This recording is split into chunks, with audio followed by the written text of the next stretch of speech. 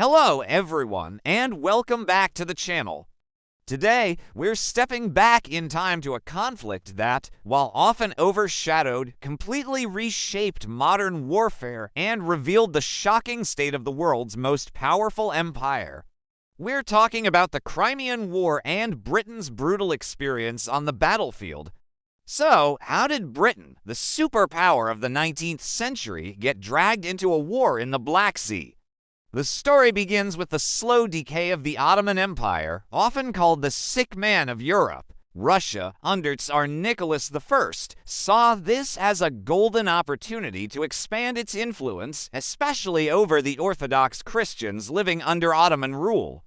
Russia's ambitions clashed directly with the interests of Britain and France, who feared a powerful Russia would disrupt the delicate balance of power in Europe and threaten their own trade routes to the east. Tensions simmered, diplomacy failed, and in 1853, Russia invaded Ottoman territories. A year later, in 1854, Britain and France declared war, sailing their fleets into the Black Sea to defend their Turkish ally. The British public was swept up in a wave of patriotic fervor. Newspapers portrayed the war as a noble crusade against Russian tyranny. Young men, lured by tales of glory and adventure, flocked to enlist. They imagined a swift, decisive victory, a quick campaign to teach the Tsar a lesson. The British Army itself, however, was dangerously unprepared for what lay ahead. It had been nearly 40 years since their last major European conflict at Waterloo. The army was led by an aristocracy that purchased their commissions, meaning leadership was often based on wealth, not on merit or experience. Their tactics, equipment, and bright red uniforms were relics of the Napoleonic era, completely unsuited for the industrial age warfare they were about to face. The Allied forces landed on the Crimean Peninsula in September 1854 with a primary objective: to capture the heavily fortified Russian naval base at Sevastopol. Their first major engagement was the Battle of the Alma. On paper, it was a victory. The British and French troops successfully stormed the Russian positions on the heights above the Alma River. But the cost was high. The British command structure proved chaotic, with different divisions attacking without proper coordination. The soldiers, charging uphill into fortified positions, displayed incredible bravery, but the battle exposed the stiffness and outdated nature of their linear tactics. It was a messy, brutal affair that hinted at the struggles to come. Following the Alma, the Allies made a critical decision. Instead of a direct assault on Sevastopol, they chose to march around the city and lay siege to it from the south. This decision would prolong the war for another year, trapping the armies in a grueling stalemate. The British established their main supply base at the small port of Balaclava, connected to the siege lines before Sevastopol by a precarious 7-mile road. As autumn set in, the conditions began to deteriorate rapidly. On October 25, 1854, the Russians launched a surprise attack, attempting to capture Balaclava and cut off the British supply line. This day would become one of the most infamous in British military history. The battle saw several distinct actions. First, a small, isolated force of the 93rd Highlanders, under Sir Colin Campbell, stood their ground against a massive Russian cavalry charge. An eyewitness from the Times newspaper described them as a thin red streak tipped with a line of steel, a phrase that later became the iconic thin red line, symbolizing British grit and discipline. But the day is most remembered for the disastrous charge of the Light Brigade. Due to a series of miscommunicated and confusing orders, the British Light Cavalry Brigade was sent on a suicidal charge down a valley lined with Russian artillery on 3 sides. Led by Lord Cardigan, some 670 horsemen galloped directly into a storm of cannon and rifle fire. It was a spectacle of incredible, yet futile, bravery. The cavalry was shattered, suffering immense casualties in just a few minutes. While the charge was a catastrophic military blunder, it was immortalized in poetry and became a powerful symbol of soldiers' courage in the face of incompetent leadership. The Battle of Balaclava was technically a stalemate, but the blunders and the tragic loss of life sent shockwaves back home. Just a couple of weeks later, the Russians tried again at the Battle of Inkerman. This was a soldiers' battle fought in thick, disorienting fog. The British were caught by surprise and vastly outnumbered. The fighting was savage, often devolving into desperate, hand-to-hand combat amidst the rocky terrain.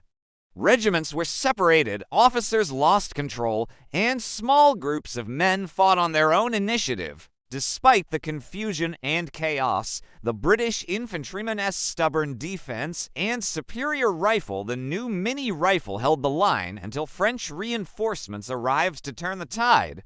Inkerman was a hard-won victory, but it exhausted the Allied armies just as the true enemy was about to arrive: winter. The winter of 1854 to 1855 was catastrophic. A massive hurricane struck the Black Sea in mid-November, sinking supply ships filled with winter clothing, food, and medical supplies. The army was left stranded on the frozen plateau before Sevastopol with little more than the summer uniforms on their backs. The road from the port of Balaclava to the front lines turned into an impassable sea of mud. Logistics completely broke down. Men starved, freezing in their tents. Sickness became rampant.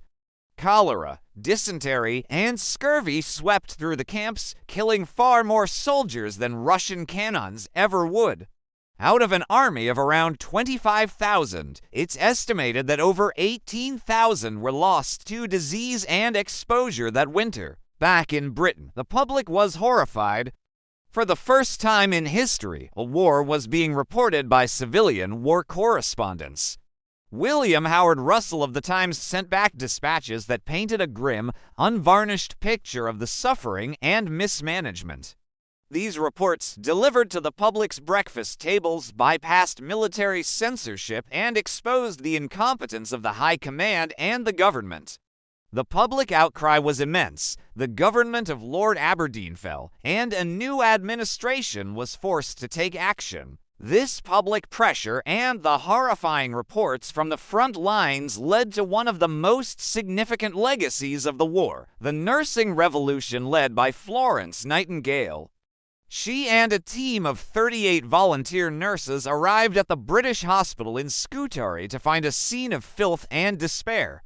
Wounded soldiers lay on bare floors, infection was rampant, and basic sanitation was non-existent.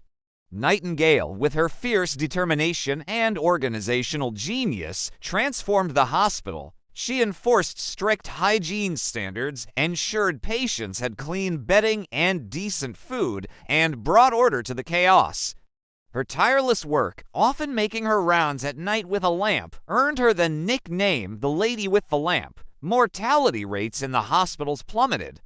Florence Nightingale not only saved thousands of lives, but also established nursing as a respectable profession for women and laid the foundations for modern sanitation practices in healthcare. By the spring of 1855, with reinforced troops and a vastly improved supply system, the Allies tightened their grip on Sevastopol.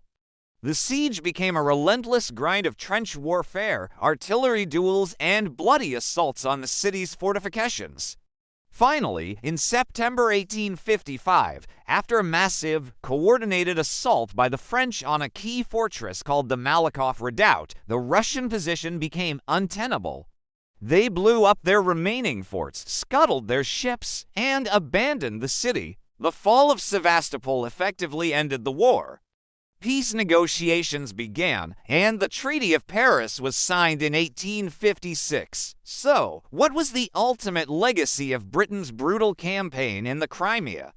The war exposed the deep-seated flaws in the British Army, leading to sweeping reforms. The system of purchasing commissions was eventually abolished, paving the way for a more professional officer corps. Army administration and logistics were completely overhauled to prevent another winter disaster. The conflict also accelerated the development of military technology, from rifled muskets to naval ironclads. Perhaps most importantly, the Crimean War changed how wars were seen by the public. It was the first media war where journalism and photography brought the grim realities of the battlefield home, holding governments and generals accountable in a way that had never been possible before. It was a painful, costly, and often mismanaged conflict, but the lessons learned in the mud and snow of the Crimea forged a new, more modern British army and forever changed the relationship between the soldier, the state, and the public. Thank you so much for joining me on this deep dive into the Crimean War. It's a fascinating and crucial chapter in military history.